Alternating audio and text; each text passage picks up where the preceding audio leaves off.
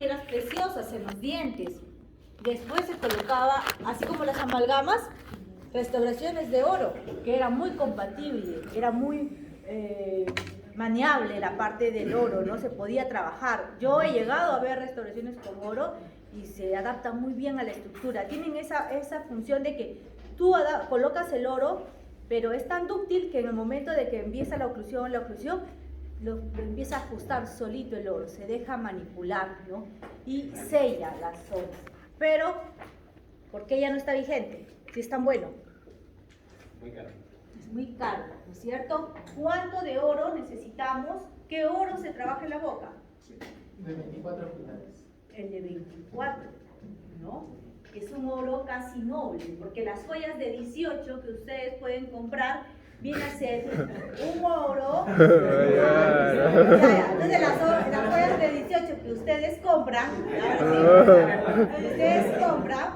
viene a ser el oro más otro metal, no es el oro puro, ¿no? Porque sería muy blando también. Tiene que ir con plata, con cobre, por eso que el color del oro, ¿no? Hay un oro que es el pakistaní, creo, es amarillo.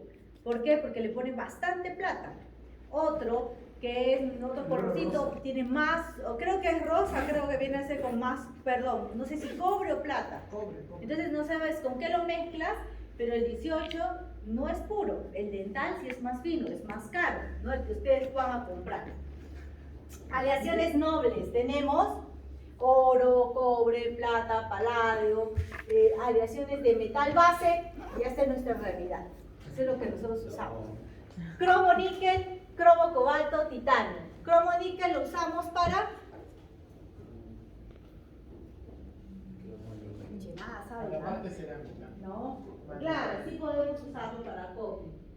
Pero hay algo de otra área, no es la mía. Por ortodoncia, el níquel. Puede ser, pero cromo níquel, los esqueletos de las PPR. Cromo níquel. Las esqueletos de de la PPR, cromo níquel. Se pueden hacer las copias, la base, el coping para la corona y después bañarla en cerámica. Sí, el cromo níquel, pero muchas veces hay estudios que producen alergia en los pacientes, dermatitis. Te puede pasar, que tú colocas una corona y de pronto a la semana el paciente viene con todo el paladar con petequias, puros puntitos rojos de alergia. Entonces ahí tienes que decir, algo está pasando de lo que yo he puesto, y puede ser tu metal, puede ser que la paciente sea alérgica al metal que colocaste en ese momento. Luego tenemos cromo cobalto, que es mejor trabajarlo en los coping, ¿no? El cromo cobalto. ¿Qué más? Aleaciones para restauraciones totalmente metálicas y recubiertas de resina, ¿no? Como conversábamos con la doctora Nelly sobre un post que vimos en Facebook, y decía, bueno, en la universidad todavía me enseñan a hacer coronas, metalocerámicas y postes colados, ¿no? Entonces la doctora me dice, pero a mí me funciona muy bien mi corona metálica, me dijo. No es cierto, porque ¿cuánto necesitas de desgaste para una corona metálica? ¿Cuánto necesitan para una corona metalocerámica? A ver, Íñigo, tú que mereces estar acá, el único. A ver. Tú sabes, Íñigo, no decepciones. ¿Cuánto necesitas desgastar para una corona metalocerámica? Tú, Brian. 1.5. 1.5 se necesita. En cambio, una corona metálica, 1 en una cúspide de trabajo. 1. 0.8. Termina un filo de cuchillo. Entonces, si tienes un diente así, como hemos visto en la mañana, a la cual lo vas a preparar para que ligeramente esté así, para una corona, ¿qué es mejor en este desgaste tan alto, tan marcado? ¿Cuál sería el desgaste más conservador y accesible en el precio para el paciente, sobre todo acá en clínica? Una corona metálica, metal puro, ¿sí? Porque vas a hacer un desgaste pequeño. No que estamos en la época de la modernidad, que hay que explicarle a los pacientes, a los chicos, que es circonio. Circonio necesita 2. 2, si es para puente. Si podemos trabajar con disilicato, 1.8, 1.5. Entonces, eso también hay que ver, hay que jugar mucho. Es cierto que ustedes están llegando a la era donde todo va a ser blanco, todo es adhesión, todo es cemento resinoso. Pero hagamos la pregunta, ¿vamos a salir, estamos listos para salir y trabajar con ese tipo de clientela que en vez de pagarte una corona 350 puede ser a una corona libre de metal 900, vamos a tener esa cartera de clientes con este mercado que tenemos? Es un poco difícil, ¿no? Entonces, nosotros los preparamos para la parte básica y ya mientras que tú estás en tu consultorio te tienes que ir puliendo, perfeccionando y viendo otro tipo de materiales, pero no que ustedes no les voy a enseñar a usar un ionómero de vidrio, no les voy a enseñar a usar una corona metálica y de frente les voy a enseñar todo el boom de la odontología. Pienso yo, todavía mi pensamiento no cambia, debemos continuar con esto. Entonces, el molar es una corona metal puro. El premolar, ¿por qué tiene esas perlas? Esa corona es una corona que va a tener un frente estético. Le van a poner encima, puede ser, no creo que cerámica, un acrílico. En esa época se hacían así las coronas cuyo frente estético necesitaba retención y son las perlas. ¿Cómo se llama ese tipo de coronas? Lo expliqué el primer día de la clase.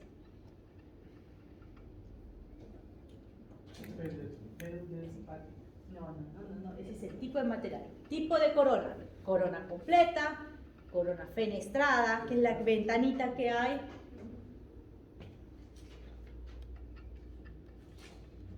Todavía les hice un dibujito. Ya en conclusión tengo como 3 preguntas para el examen. Y ahí voy a anotar. Con el dedo.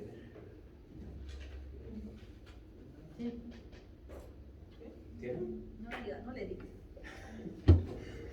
Entonces, la aleación de los metales base para prótesis metal o metalocerámica, el problema es que forma óxidos. Sus coronitas metalocerámicas, si han visto algún paciente cuando se ríe, no tiene la parte del cuello ligeramente oscuro.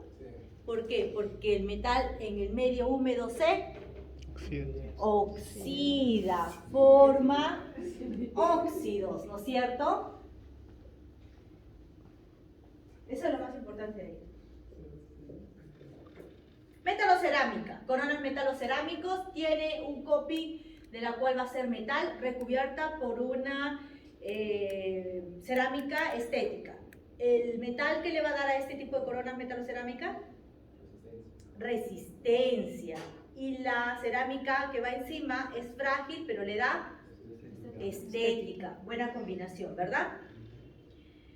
¿Qué es lo que ustedes tienen en el momento de hacer una corona, aparte de todos los pasitos que le dije, anestesia, tallar, montar, troquelado y todo? Vienes a probar la estructura metálica. Tienes que ver cómo asienta, si cierra, si sella justo en el hombro que ustedes están tallando, que viene a ser la estructura metálica. Probar el coping, probar el metal. Luego de eso, el técnico le va a aplicar una capa de óxido. ¿Para qué?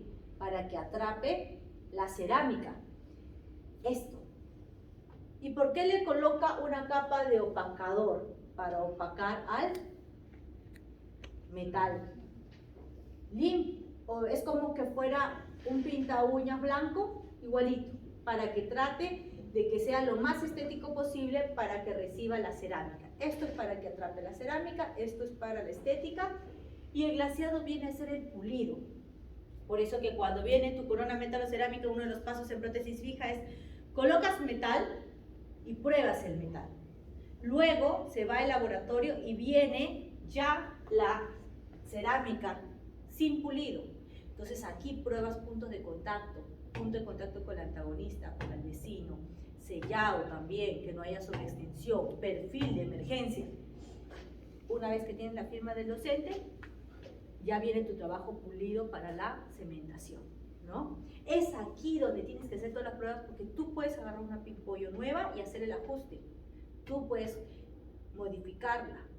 Aquí ya no, es más difícil traer el glaseado. Y no es que Ay, doctora, ya está glaseado, el docente me dijo que lo vuelva a ajustar. Lo ajustas, pero entrar otra vez al horno para un nuevo glaseado, como que la cerámica se derrite, se ve así como que chorreada, esa es la palabra. Me pasó una vez, era un puente, estaba glaseado y cuando lo mandé al laboratorio, otra vez porque hice mucho ajuste, vino el puente totalmente de otra forma, chorreado, como triste el pobre puente, así todo caído. Lo miré y no había de otra, tuve que volver a repetir el trabajo, pagándolo yo, ¿no?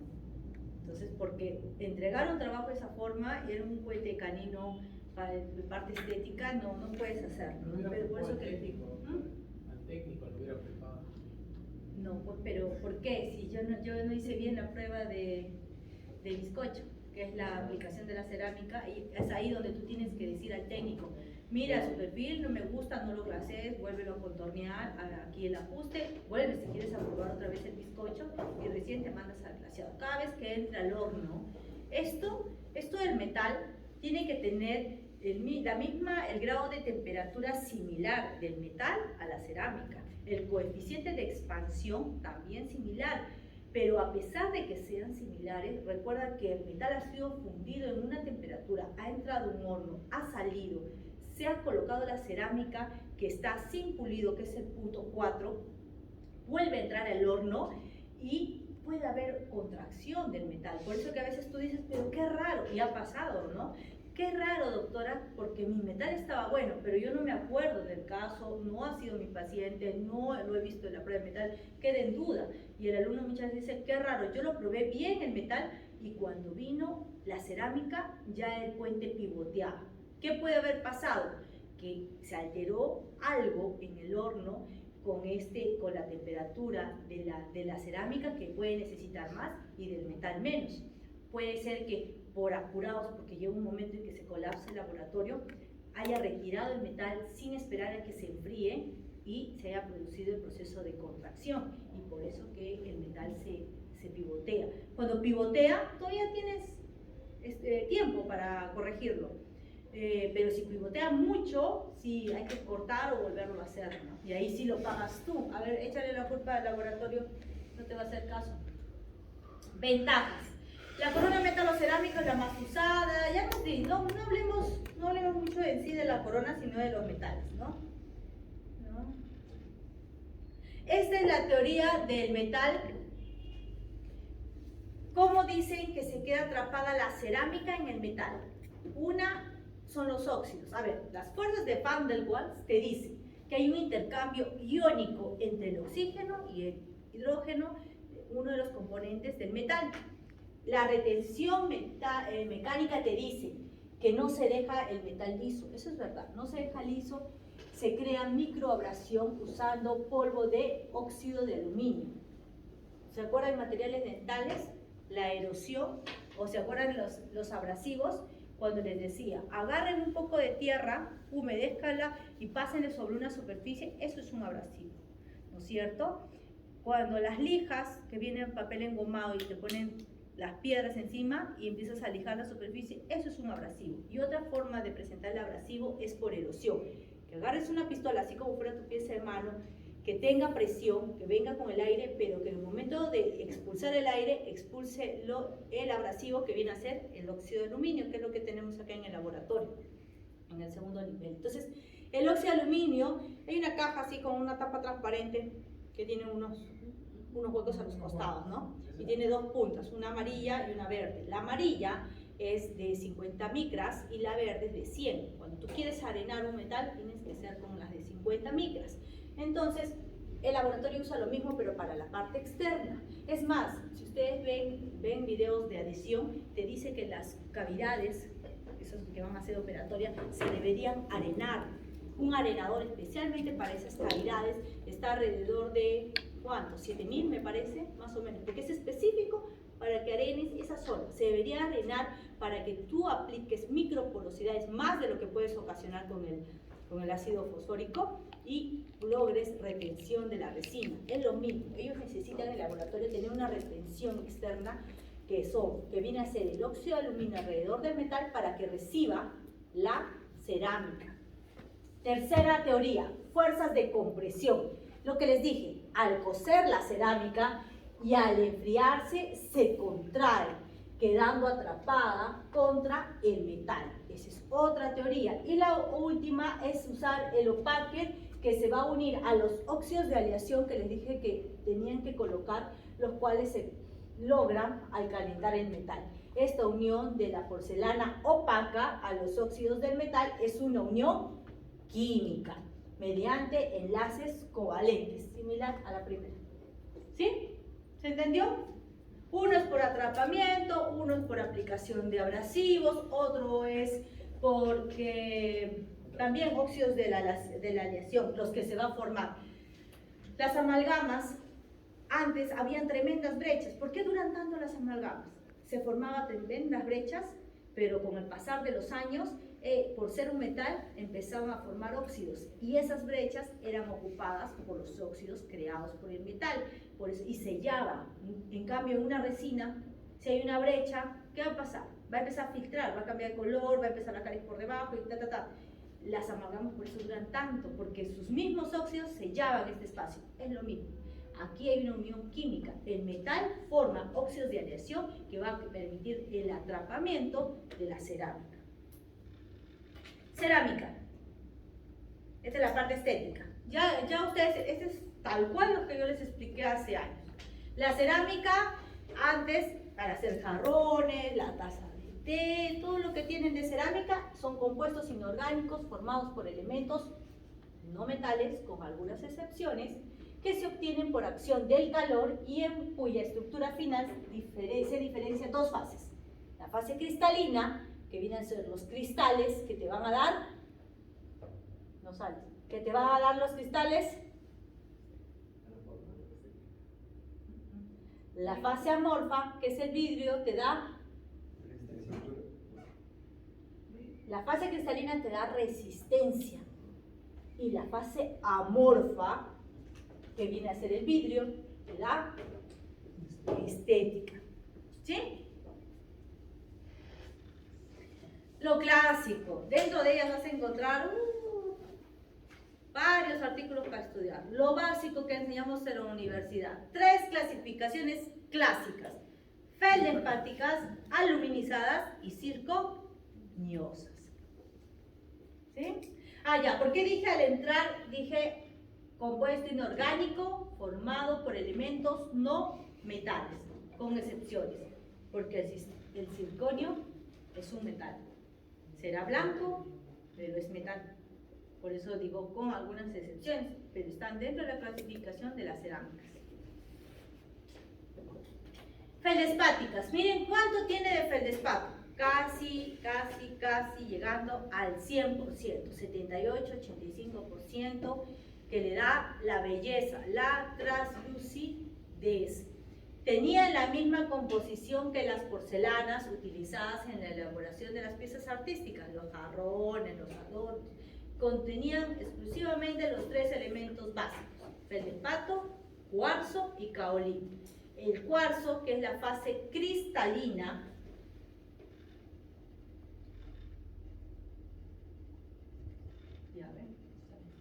la fase cristalina, que tiene solamente en este tipo de clasificación 12 o 22%, esta fase le da la resistencia. Quiere decir que tiene poca resistencia y más estética. Y el caolín, que te permite manipular la cerámica. ¿Qué te dice con una cerámica feldspática? Excelentes propiedades ópticas, estética. No requiere equipamiento especial, así como el alginato, ¿verdad? ¿Qué necesitan el alginato?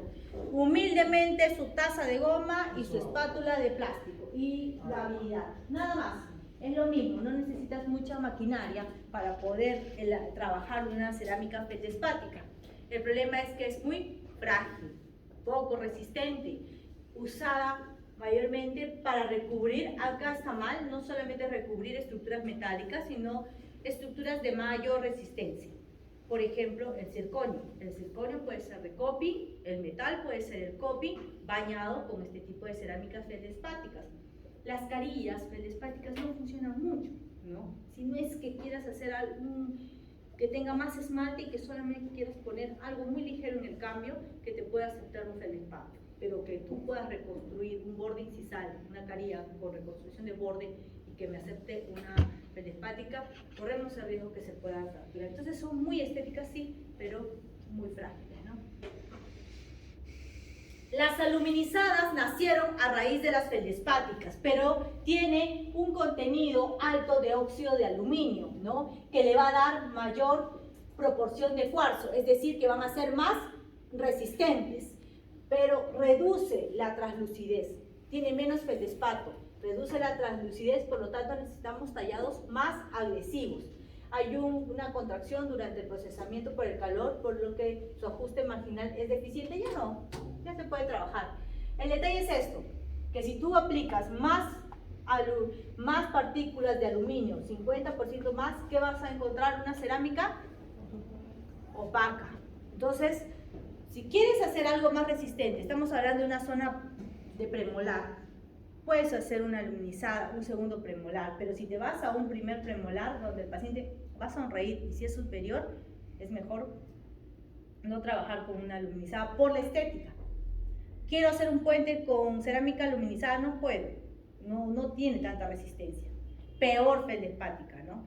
Lo que podrías hacer es balancear. Si vamos a quiero estética y relativamente algo de resistencia, coping de cerámica aluminizada recubierta con cerámica feldespática, ¿sí?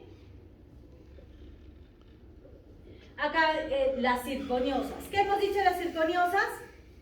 Que considerado acero cerámico. ¿Por qué? Porque es un metal. Son muy opacas, son muy resistentes. ¿Puedo hacer un puente con circonio? Perfecto. Pero cuidado con la estética. ¿Puedo hacer un puente de feldespática? No, se va a quebrar. De aluminizadas tampoco. Un puente de circonio sí, cuidado porque es muy abrasivo también. Si es un paciente fluxómano y le vas a poner un puente de circonio, se va a comer el antagonista si tiene dientes naturales. No tiene fase vítrea. Eso es importante que ustedes recuerden como cultura general, cuando hagan un curso, cuando vayan a un congreso, que el circonio no tiene fase vítrea, porque el mecanismo de adhesión, el mecanismo de cementación resinoso va cambiando a lo largo de los años. Yo les voy a explicar lo que actualmente está vigente, porque más o menos es lo que me gusta, lo que ando entrando a los cursos. Pero puede ser que acá ya no nos vemos hasta que saquen el título en 3 años, y eso cambie. Yo les he explicado una cosa, el protocolo, y aparezca un nuevo cemento, pero lo que no va a cambiar es esa parte que no tiene fase vítrea. Es importante, porque hay un componente del feldespato, que es el sílice, que sí va a permitir, a ver, ustedes cuando hacen una cavidad van a colocar una resina, ¿por qué colocan ácido fosfórico? Para que se creen las microporosidades y atrape el adhesivo en los túbulos y la resina pueda quedar. Para aumentar la superficie, ¿no es cierto?, de retención, para que haya esos poritos y ahí se impregne el adhesivo y forme la capa híbrida, ¿no? Entonces, lo mismo, no sé si han escuchado el ácido fluorhídrico, uno rojito. Ese es para cementar estas coronas. ¿Y por qué le aplicamos a la corona ácido fluorhídrico? Casi por lo mismo, para formar microporosidades, para que me quede así la zona, aparte de arenar, que es necesario, para formar esas microporosidades y reciba ya todo el protocolo, no sea adhesivo 1, adhesivo 2, cemento, todo lo que tú quieras, no estamos hablando de adhesivos, pero para eso. ¿Y dónde trabaja el ácido fluorhídrico? En el sílice, en la fase, ¿y dónde está el sílice? En la fase vítrea. Entonces yo veo muchos colegas que le aplican ácido fluorhídrico al circonio. ¿Es necesario aplicar ácido fluorhídrico al circonio? No, porque no tiene fase vítrea. Así cuando tú te aprendas algo, acuérdate por qué. No, no, es que la otra me dijo que no hace ácido fluorhídrico, no me acuerdo por qué. No, ¿por qué? Porque no, el circonio es un metal. Al ser un metal no tiene fase vítrea, no tiene nada estético. Al no tener fase vítrea no tiene sílice, al no tener sílice no le hace ni cosquillas el ácido fluorhídrico, por eso se aplica el ácido fluorhídrico. Esto, si tú no tienes cemento resinoso, lo vas a trabajar como un ionómero de vidrio. Va a funcionar sí, pero doctora, si no es blanco, se necesita cemento resinoso. Es un metal. Está dentro de la clasificación, sí, de las cerámicas, pero es considerado un metal, te lo está diciendo el libro, acero cerámico.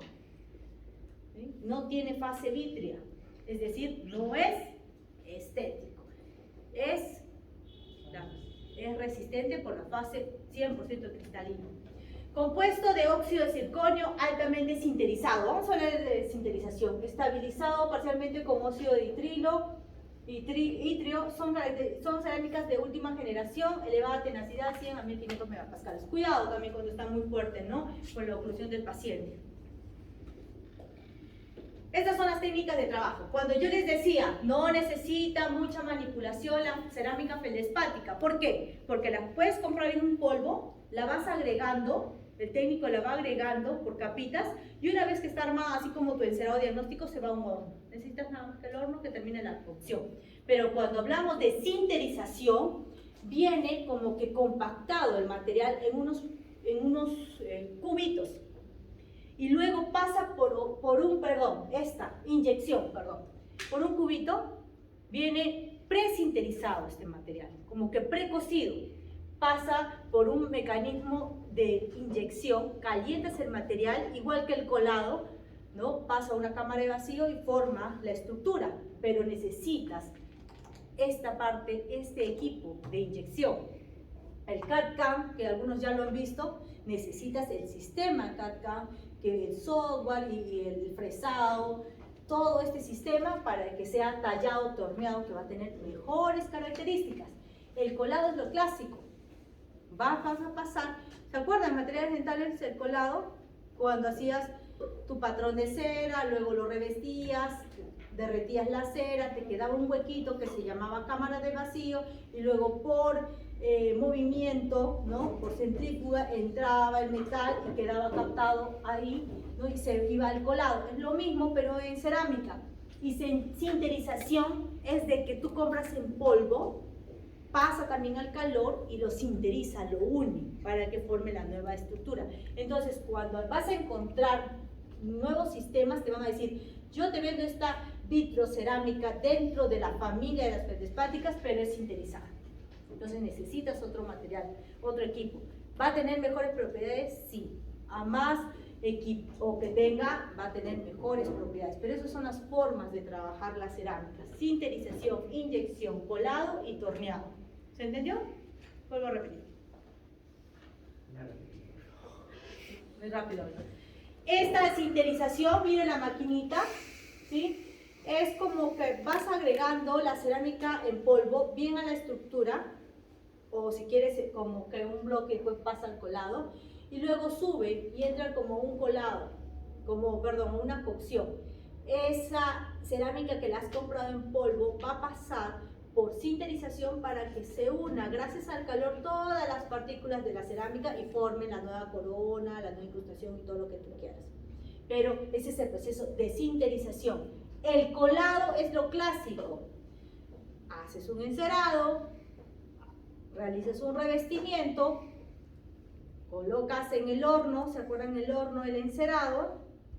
Se derrite la cera y te queda un hueco adentro con la forma de lo que tú quieras. Por movimiento va a pasar la cerámica a ese hueco, va a enfriar y va a quedar con la forma de la cerámica que deseas. Eso es colado. Inyección, miren, así te venden, como un bloquecito. Toda esta es la cerámica. Y yo solamente voy a usar este pedacito. ¿Y por qué gasto tanto? Porque tiene mejores propiedades ya que viene sinterizada. Acá ya viene unida. De aquí que se va a sinterizar, esto ya viene presinterizado. Entonces, este bloque va a entrar, ya sea aquí al colado o si quieres aquí, pero va a entrar a una inyección y va a obtener la nueva forma. Y el CAD/CAM, ya saben ustedes que es el que se encarga que también por medio de discos o bloque va a tallar esta superficie y te va a dar la nueva forma. No sé si tengo algunos videos, voy a ver. ¿Quién los manda a amanecerse pues tanto? Están con unas caras. Doctora, puede ser. ¿Ya? Sin celular. Ya, para terminar esta partecita, ya voy a terminar para mostrar un video. Cerómero, ¿qué es un cerómero? Aguanta, faltan 2 diapos, aguanta, siéntate. Faltan 2 diapos. ¿Qué es el cerómero? Cero. Por ahí vas. ¿No es una cerámica?